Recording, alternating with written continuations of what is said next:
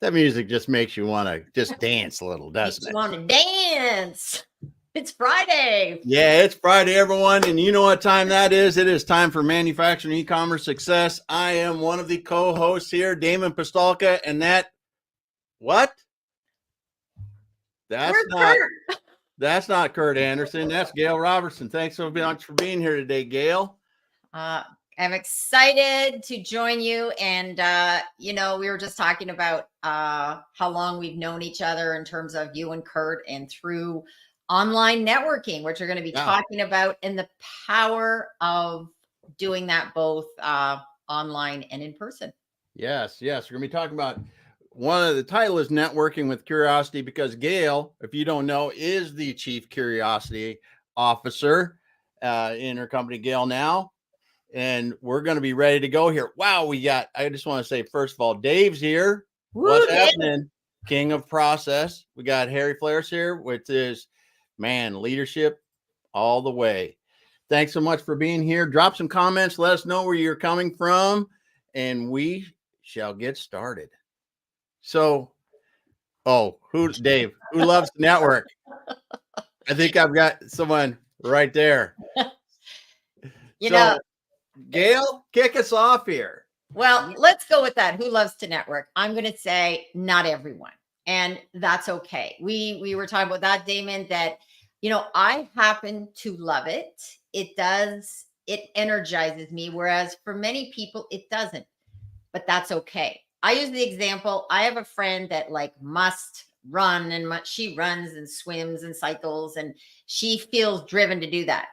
I'm not driven to do that, but do I do it? Yes. I go to the gym. I get on my bike, not because I'm like, oh, I have to do it. It's because of the results that I get from it, how I feel long term as well. So, so it's really important to, also just conquer that idea of fear as well, and acknowledge that you may not like it.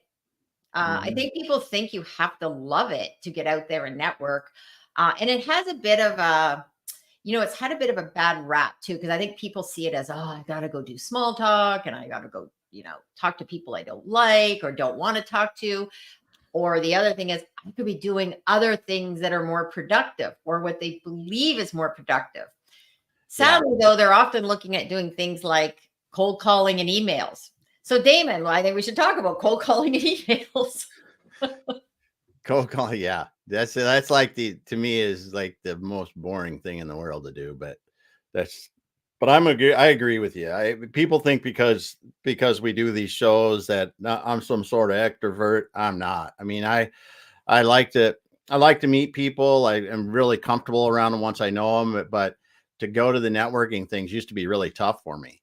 And but it is something that you can overcome. I don't care if you're an engineer, accountant, or whatever. You can learn how to do it, and have some semblance of fun at it. It might not be your complete deal, but that's the way it is. But I just want to say, hey, first of all, we got Megan in the room. Megan, thanks so much for being here today. She's normally doing her show, but she's not doing it today. That's awesome. We got Shafa in here today. Thanks for being here. Timothy from across the pond as well. He's in here today. But yeah, this, you think about it, and people, I think people associate networking with selling. Yes. And I've got actually a client of mine, he calls it making friends. I think if you go into it doing something like that, we're just out making friends. That's all you think about. It's a lot easier to do. And the other thing too, and I think that's a great way to look at it. How do you want to experience, and what is your goal? I do public relations strategy with people. And one of the things I always start with is, what do you want to accomplish? Why do you want to do this? So if you're going to say networking, maybe someone may say, now it could be that they say, I don't need more business. Okay, that could be part of it. Maybe they don't need more friends. But here's the other thing, is that it's an opportunity, and this is where curiosity comes in. It's an opportunity to learn more about other people, other industries. Often when I'm going to events, it's not even sometimes I go to things that have nothing to do with whether manufacturing or, I went to a recent event. It was for International Women's Day. It was at the university, and I ended up on the way in. We were trying to figure out where about the parking, and I wasn't sure. So I started talking to this woman who's a lawyer. Anyways, we had a chat. We were talking. We ended up sitting next to one another, and now we're going to be meeting. And she's interested in talking more about how to use LinkedIn for the work she's doing.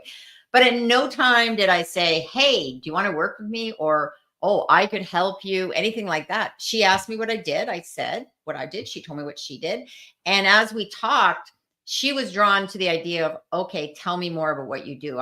You know what? I'm wondering if, so she got curious about, well, why LinkedIn? What opportunity does it bring? So I just told her stories. And from that's led to us. But she's also someone I really enjoyed talking to, sitting next to. So when I went to that event, I had no plan to, I'm going to hand out my business cards and promote myself, right? So I think it is about, making those connections and getting curious. That's what I said. You don't even need to think about it as, like, say, friends or business. It could be, what can I learn? Because when we're learning, we're growing and we're expanding our knowledge. And that is what I'm an even bigger fan of, and why I like going to various events, both in person as well as online. Yeah.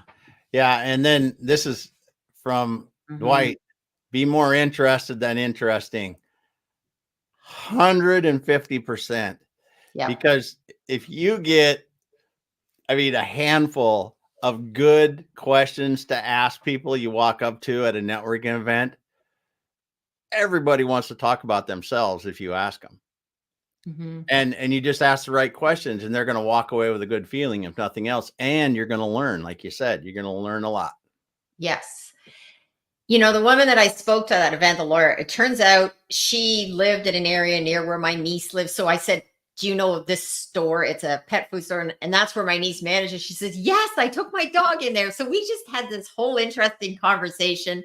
And I just want to go back to something that Megan said that I think is really important, that she loves it, but she says, "But I have a time limit because I am an anxious introvert and need that reset time." Yes. And this is where a lot of people think that introverts are shy. No, that's not it at all. It has more to do with what energizes you. Now, there's certain things. I know someone like Megan is probably energized. She's a writer. She likes interviewing people. So she'd be very much on that one-on-one. And if you meet Megan, she is one of the most dynamic, interesting, like, wow, people you're going to meet. I just love her energy. She's not shy. But that's where we need to really revisit what those terms mean. And, I'm not also a big fan of labels. We start to label people, "Oh, they're an introvert, they're an extrovert, they're this." Like, most people would consider me an extrovert, but there's people more extroverted than I am, because I also do need a reset time as well. But what I find is helpful is to think of it again as removing those labels. Instead, think of it as stepping out of what you feel comfortable with. There's times I go to events too that I'm a little nervous. I walk in, a lot of times I go by myself, right? So I walk in and I'm like, so what I usually look for is someone else that also looks a little nervous, right? And go talk, say, "Hey," and I'll ask them a question. "Do you know," whatever, ask a question. And I've yet to have any real negative experience. The other thing is, when I go to an event and I see someone that enters that looks nervous or uncertain, I try to go over and talk to them and make them feel more comfortable. So that's great advice. Because they usually would welcome it, and B, it's an easy place to start a conversation and help them as well. So that's awesome. Boy, we got a lot of comments coming in, man. So let's get back here. Let's just see, where'd we go? Blah, blah, blah, blah. We got some mentioning. I'm going to start here. Dale is in here from Nigeria, thanks, or Dafe, excuse me. I can't read this morning. Yeah. And then Harry's got a great comment here. "Instead of trying to close a sale, why not open a relationship?" Boom. That's the way to do that. If Kurt was here, he'd say, "Whoa, let's just reflect on that." I love that. That is very, very true. Great one. Great one. And then Dave says something nice. Says thanks. Met a lot of great people through networking. And that's true. I mean, the reality of it is you can meet life-changing people by just getting out and talking to people. And that's the way to go. We got Katie's in here today. Thanks for being here today, Katie. Haven't met Katie in person. No, we did meet in person very briefly. Yes, we met briefly at a trade show. I just had to think because I was like, I've met you in person. I've met Dave Chrysler in person, and we all met during the epidemic, right? Yeah, so when we were mostly, for many, forced to do the online. I had already been doing it, but many felt they didn't have any other opportunity until yeah.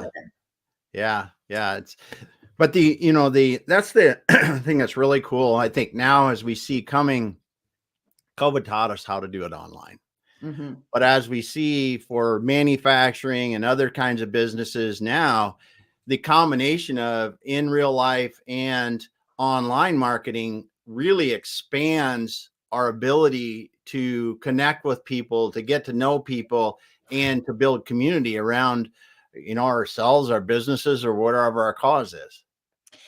Yes. And all of those things, again, a lot of people do reference my title, Chief Curiosity Officer. Curiosity is a skill that can be like anything. It's a muscle. It can be expanded and stretched, and you can get in there and just ask questions. For anyone that hasn't seen Ted Lasso, I encourage you to go watch that show. There's a great scene in there. It's the dart scene. If you Google dart scene Ted Lasso, and there's a great line in there, be curious, not judgmental.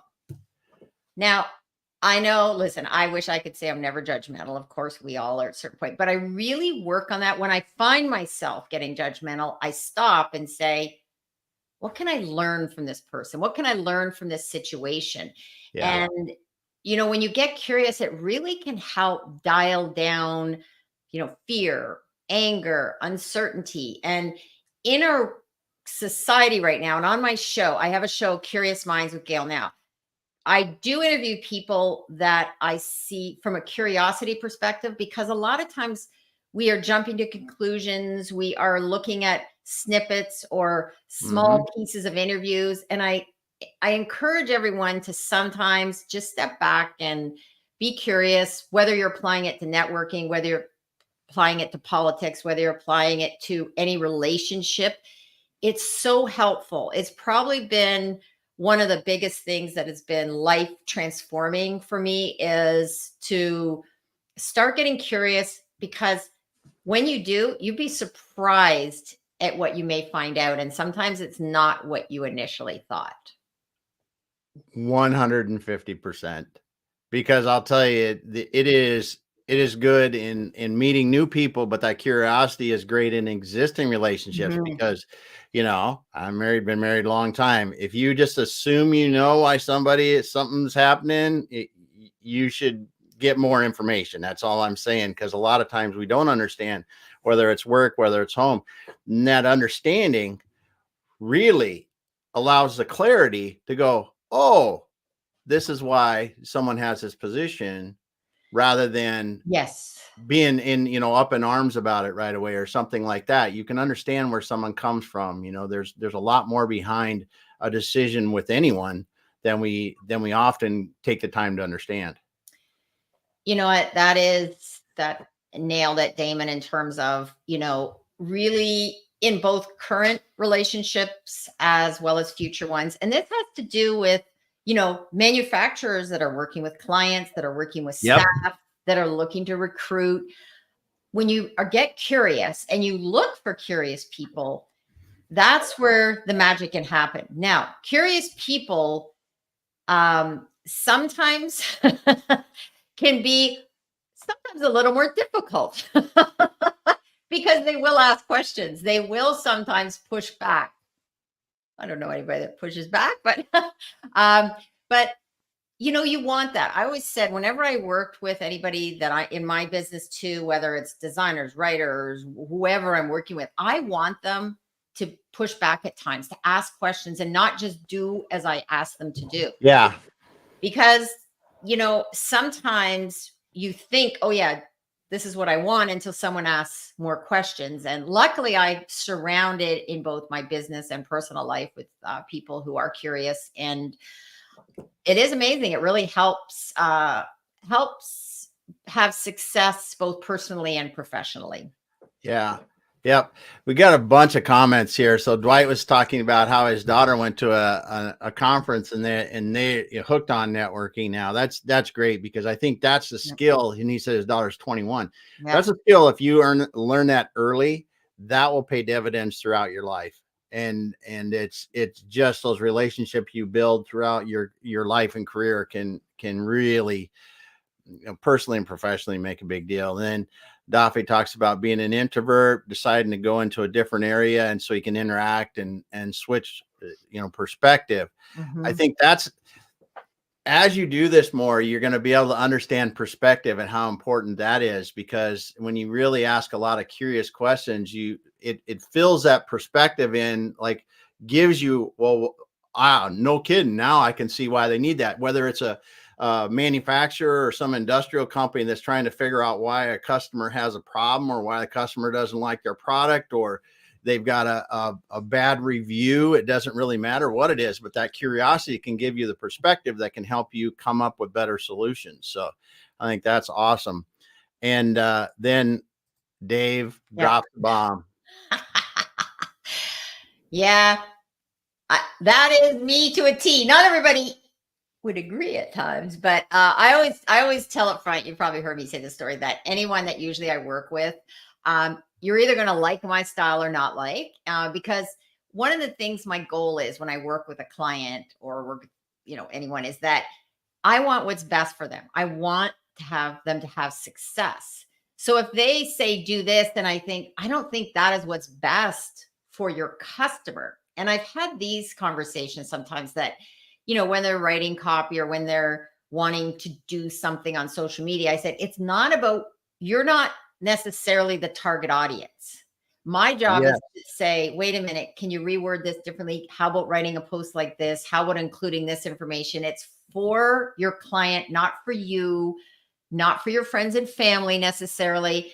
And that leads us to the issue of when people are posting, why they sometimes have fear and uncertainty, because they think that people are going to tease them.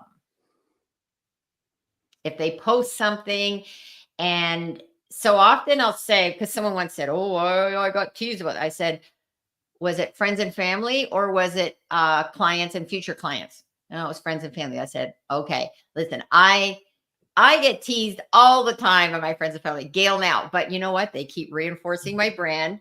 When I go to friends, they sometimes even say, hey, GailNow is here. And I'm like, or they'll go, it's GailNow, ha, ha, ha. And they think it's funny. And I laugh along, because I do too. I think, hey, thank you for keeping on with the branding. Yeah. Well, and honestly, those people that are ribbing you about it, they don't mean don't mean anything bad about it. But honestly, Thane Isaacs, I think, said this to me or to a group a long time ago. He talks about getting up and speaking. You do a lot of speaking, and people worry about getting up and speaking. And most of the people that are looking at you up there speaking go, holy heck, I would never get up there and do that. That's what they're worried about. They're not worried about that your shoe was untied or anything like that. They're worried about that. That's what they're thinking. They think that, and I'll tell you a quick story about when I did. When I was out in Seattle. I was speaking at an event, and I had this idea. I did this. I came out in a costume, basically, right?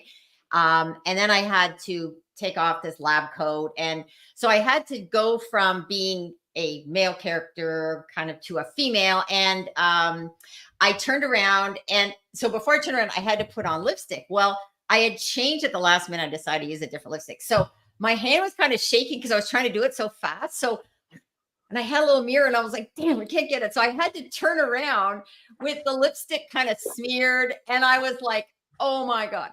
But you know what? I said, run with it. So I said, well, part of this is a little bit of, getting lipstick right. So I just built it into my talk. And you know what? It was it was a very somewhat serious topic, and transitioning to, going from something funny to something serious. Anyways, it kind of broke the ice, because people didn't know what I was doing with this whole act, right? So it changed the whole energy, and it actually started so many conversations because people came up afterwards and said, "Oh, that was so great." And it made me more real to them too, Yeah. that I could laugh with it. And it made them think, oh my God, she's up on a stage and there's a mistake happened. And it was actually didn't alter my talk, and in fact added to it. So I encourage people, if they have some fear, once you get past that, and if you make a mistake, um, there's that saying, the most successful people make the most mistakes. If you're Yeah. not making a lot of mistakes, you need to rethink a lot of things because you're probably not increasing your success opportunities.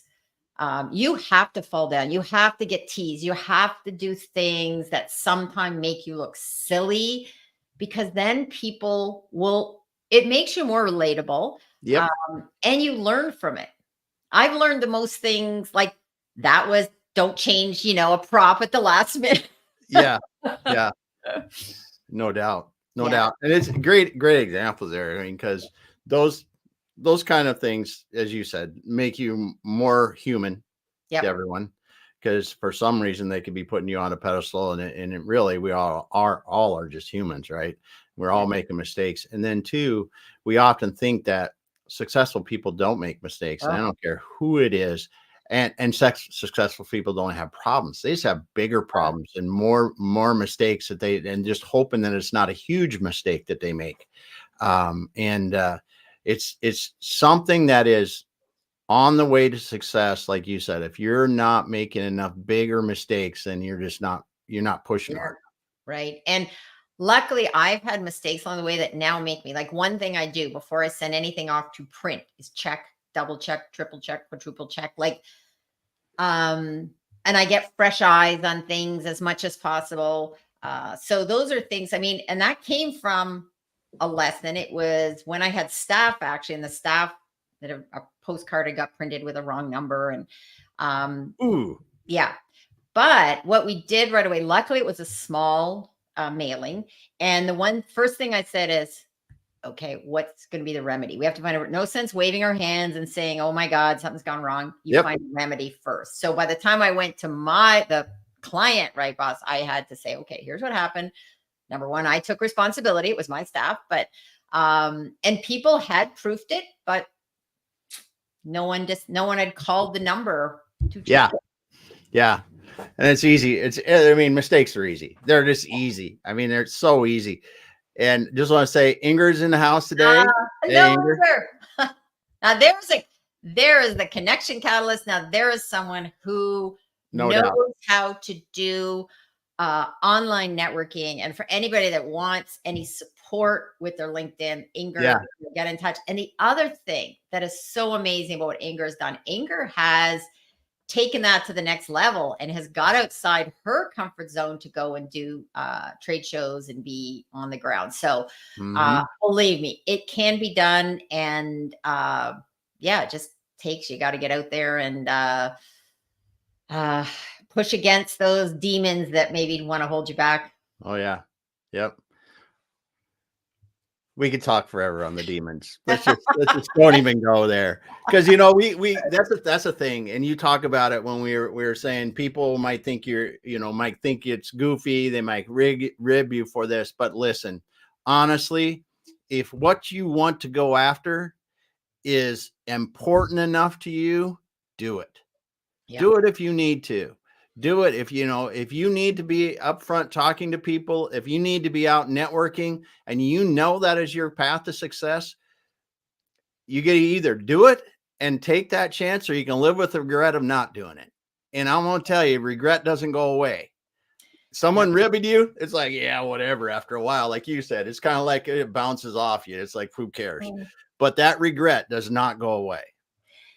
The other thing I think I've learned this, working in the world of manufacturing too, is that sometimes when people are teasing you, it's not a bad thing. It's sort of like, I roll with it. And now I realize a lot of times it's just a way of, camaraderie and joking around about things. So Yeah, Yeah. and I've had some of the most success from some of those things that you think, "Oh god, is this gonna be goofy?" And, Inger can attest to this. When I was preparing for that speech, right before I left, I was like, "This intro I have is a little strange. I don't know." And luckily, Inger was the voice of reason that said, "Gail, like, that's what people will, resonate with and will remember if you just get up and do a regular talk." And sure enough, to this day, I heard from one of the organizers once that said, um, whenever she thinks of me, she thinks of the sign up, suit up, and show up line that I have you see behind me, because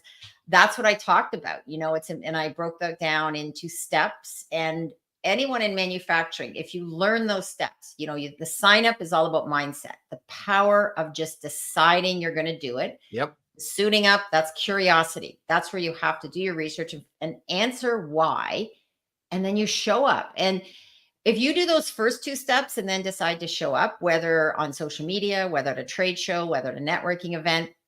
And one of the things that, again, Inger was a great help with me, and it encouraged me, because even I had those doubts when it was my own story, my own speech. And that's what I provide with other people, is helping them to, get out of their way. And I would say, if you listen to me on certain things, I know what I know about when it comes to showing up on social and in networking. And now, if you ask me about some other things, like, I'm not going to be someone, if you want like an Excel spreadsheet, that's not my area of strength, but there's people that is their area of strength. Yeah. Cleaning my house, I have someone help with that. That's not my area of strength. Bookkeeping, I have a bookkeeper. Like, Yeah. you find the experts in your life, and that's where that, networking, curiosity, the world you're in, which is, manufacturing and e-commerce. I just want to say something, but I'm talking to someone else right now, a friend that I actually am going to probably introduce him maybe to you or Kurt about e-commerce, because it's a smaller business. But I said, do you have anything that you have through your website? And it's the type of business that could really get some help with that. So Yeah. I would never have known about passing on your names if we hadn't have met through online networking. Yeah. It's amazing. And I'm blessed. We're blessed to be able to do what we do and meet people and talk to as many smart people as we do. And I see for myself in my life with clients, I have more resources now than I did 3 or 4 or 5 years ago that I can draw upon, the experts, yourself, many other people. When we need the experts in a business to help them with something, it is so much better solutions we can bring to the table. And it doesn't matter if I'm someone that's I could be a salesperson for a company, I could be a manufacturer, and I'm just trying to get our name out more. All this is, by this networking, you're just going to open your ecosphere of people that that could help your customers eventually. And that will, in my case, it just keeps bringing business. It just keeps bringing business. Not because it necessarily for us all the time. It's a lot of times it's just, hey, you need this help, go, here's some people to do that. Because that's the thing that the network is really fun, is when you can just help people. Yes. And, having that exposure both in person as well as online helps open those doors. Like a lot of people dropping the comments today, I've met a few of these through online networking in shows. Like I think about Inger, I met, and we've done work together. Katie McDermott here, she wrote that I'm super nervous to meet people in purpose, no nerves on video whatsoever. So you know what? That's the thing. It's find your area of strength. And, for those that haven't yet met Katie, I strongly encourage it. She does, she really helps talk about research and education about manufacturing. She has lifted many people up through the courses that, through the, I think it's Katie, what is it? Manufacturing University. I want to get the right title, but, she's really networked to bring more people and help connect people. Dave Chrysler, we meet and talk about all sorts of things. talking about process. We've helped each other, on those days when you just need someone to kind of give you a boost, or you get stuck on something. So definitely good idea to make these connections. And also, M&I University. Thank you, Katie. That's Katie.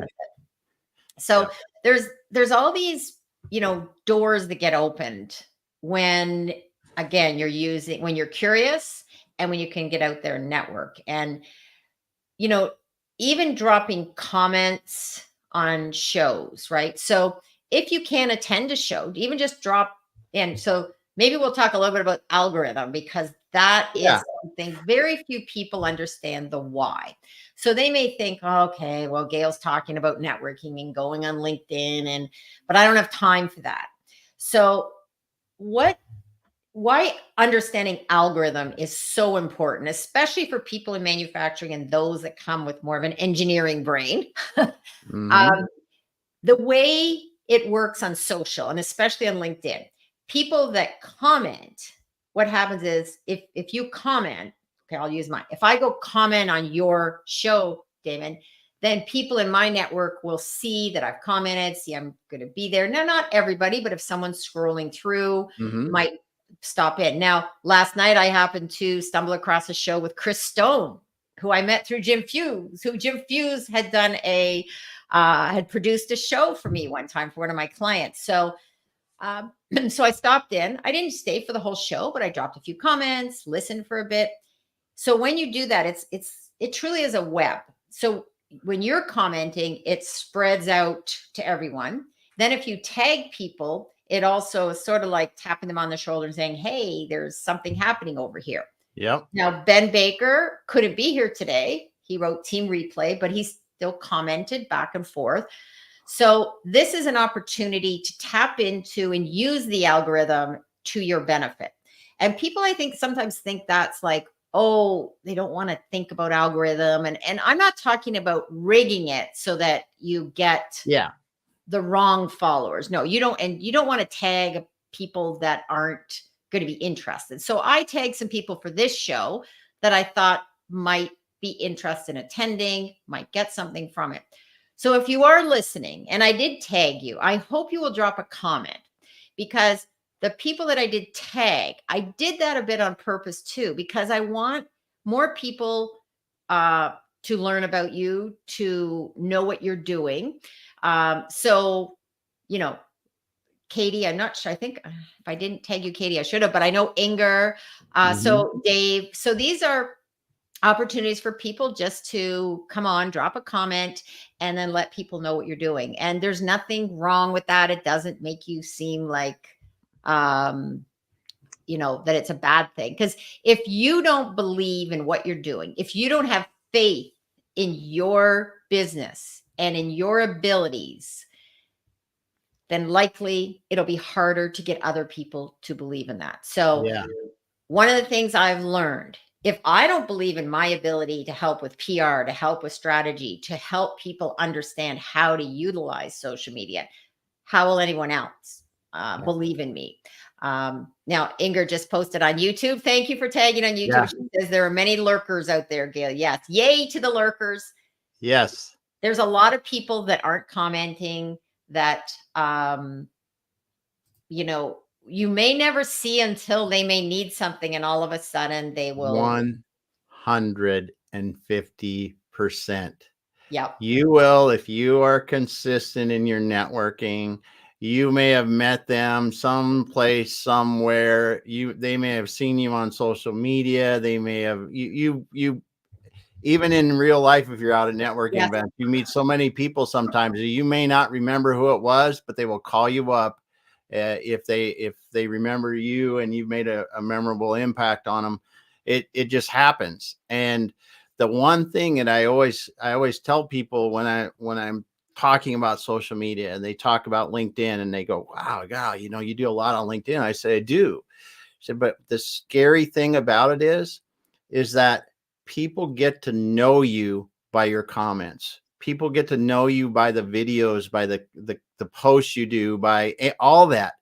And it starts to break down that know, like, trust, because they can really see, oh, I showed up at this event. Maybe it was something for pets or for kids, or was to support your local community. And the next day they see you on LinkedIn talking about something in business, and they go, huh, well, this is a multifaceted person, or something like that. And, that's just the kind of thing that I think that all this works together, both on and off with the algorithms, and just kind of being a thoughtful participant in life is really what I think it is anymore.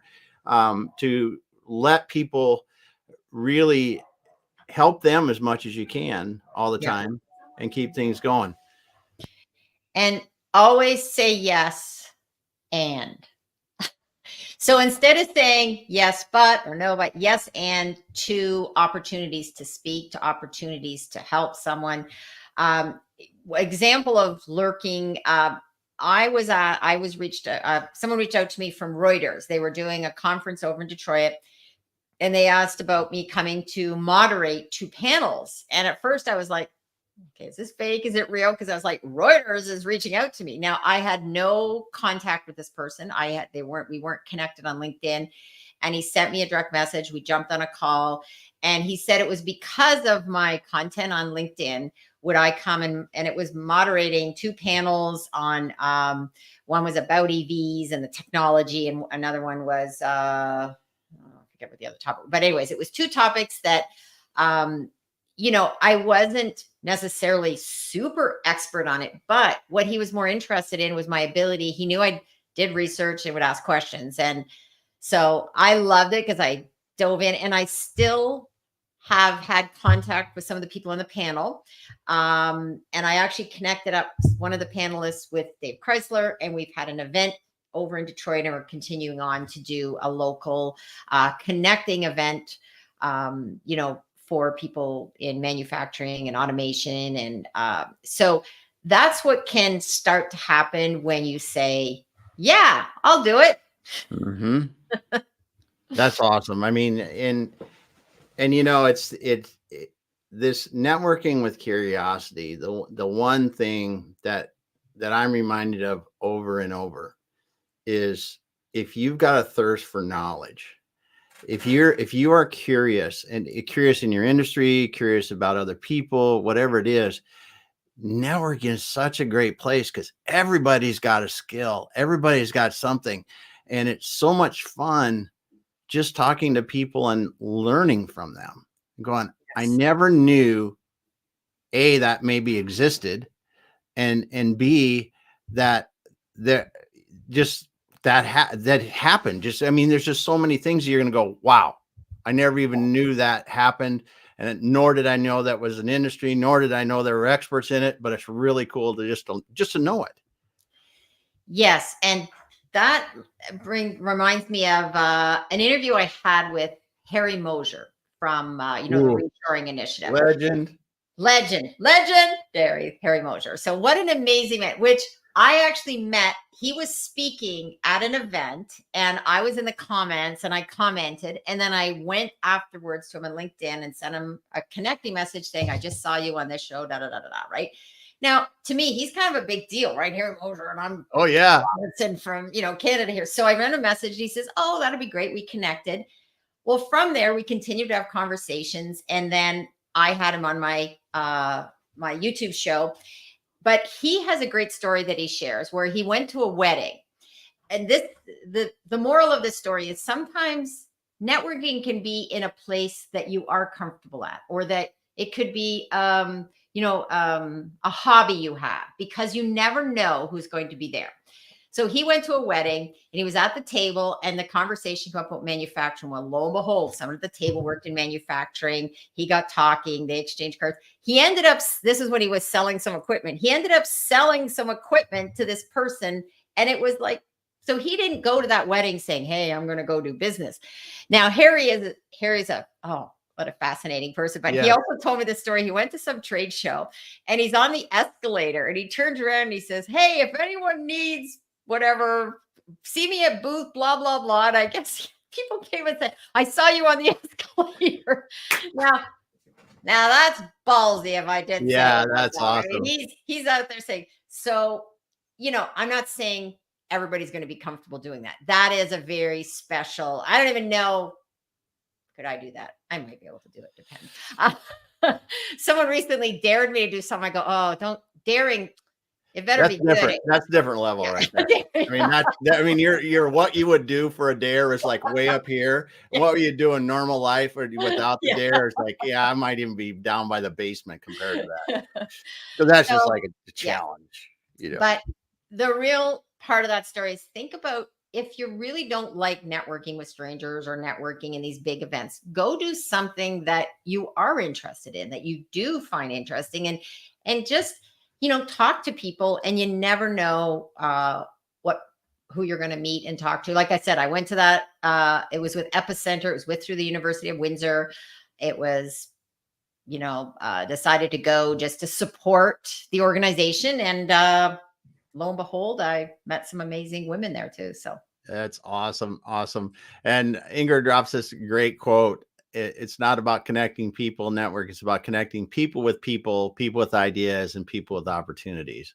That's awesome. Cause that's really what it's about. Yeah. Mic yes, drop right there. like that moment. That is, we've had a couple of good quotes and comments about it being transformational. It really is. Like I could go through personally a list of from my very early young days of how, meeting people. I just had another person on my show, on my Curious Mind show, my 92-year-old high school teacher who taught Nice. my journalism class. And we reconnected again. He tracked me down online, and just amazing, right? To have these conversations and talk about, my time with him and how I got into journalism, and why he started the course. And I'm also a recovering journalist, Yes. so that's what led me into being, I think curious too. Is that because I was deciding between journalism and law, interestingly, but law is just so much detail work and reading. I mean, I like reading, but I marvel at people who are lawyers. So that's a It's a whole other different thing. skill. It's Yeah. a different skill, that's for Different sure. skill. We got Raman. Hey, thanks for dropping a comment in here today. And back here, I want to go back a little bit. Katie, hey, use me as example.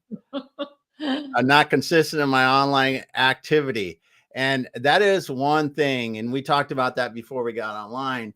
Consistency is key. I mean, it really is. And you talked about if it's once a month, be consistent. If it's once a week, if it's every day, whatever it is, be consistent. And I really think that now, even in B2B business, our potential customers and our existing customers have so much coming at them every day that consistency is needed to keep your relationship strong, to keep yourself top of mind, to really keep your customers informed of potential changes they should be aware of, new technologies. There's just so many things that consistency brings. Mhm. How have you seen that consistency really help some of your clients as they come into this? Yeah, it's so important that they not look at, I use the analogy too, is like, a yoga instructor will often say, it's not what other people around you are doing. This is your practice. This is you. So, don't look around and say, oh, geez, they're posting every day and feeling overwhelmed. Or, um, instead look at it as what will work for you. I usually encourage people to start off, decide you're going to post once a month. Just spend some time doing that, and then spend some time in between doing comments. Post every 2 months if you have to, but just set up a calendar and, figure out what best to do. I strongly suggest that rather than out of the gate doing every day and then falling off and then Yeah. getting frustrated and saying, I'm never going to go on LinkedIn again. So Yeah. it's always easy to add more than to go from every day to once a Yeah. month. So yeah, consistency as in life in everything. As I was saying, just Yeah. talk to my trainer about this. I said, if I'm going to the gym, I'm taking my classes. So I know trainers want to work with you 2-3 times a week. I said, listen, if I come once a week to do the heavy duty training, I'm still further ahead than not coming. So, Yep. pick something that And the other thing is right now I need to look at what I can consistently do, because it's too hard to do 3 times a week, and then all of a sudden shift back. So Yeah. I'm starting at something that I can manage in my schedule, and then I can always add. That is awesome. That's awesome advice. I mean, it doesn't matter if you're trying to reading, working out, being a better person. I mean, the little minute changes consistently over time is what adds up. Working out's a great thing. Don't think you're going to go to the gym 5 days a week starting off. Go one day, go for 10 minutes. Yep. And you go, oh, I can't get a workout in 10 minutes. That's okay. Yeah. Go the next week for one day and go for 10 minutes. Do that for a month and then go for 15 minutes the next month. And you're going to find that it's so ridiculously easy that why wouldn't you do it? Yeah. It's like the posting consistency. You know, it's once a month should be pretty easy for most people. And start off with something you can live with, because your frustration, it just leads to those peaks and valleys in what you do. So, I wonder. Gail, yeah. I just wonder if anybody had any other questions. Because Yeah. one of the times I often wonder, okay, why are more people not using LinkedIn, not using as a tool? So I've tried to do a bit of research. It seems to be time and fear. I don't know if there's anything else. I think the time thing is, it's the same thing. Why people don't exercise. It's why people don't eat well, all this. Well, I don't have time, so I'm going to go get fast food. Right. Or, I think the fear thing is, also just fear of not knowing what to do, fear of being, teased, whatever. There's a whole bunch of things. But I think if we look back in life, what are the things that you've used those two excuses for? And I call them excuses because they are we all excuses. have time. We all have the same amount of time. Yeah. It's not time management, it's priority management. So how do we prioritize and then decide what your goals are? There's one or two people. It's interesting. I worked with someone that they actually do not probably need to use social media. And they're the one that is actually listening to me the most and taking direction out of a company. So interestingly, and they're phenomenally successful.